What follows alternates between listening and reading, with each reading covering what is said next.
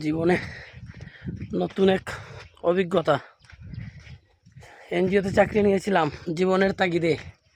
পাহাড় বাইতে বাইতে জীবন নষ্ট হয়ে যাইতেছে, এগুলা কেউ দেখে না।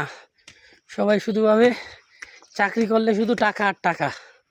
বুঝছেন ভাই, 4.5 কিলোমিটার জায়গা অলরেডি হেঁটে আসছি, আরও 1 কিলোমিটার জায়গা হেঁটে উপরে উঠবো।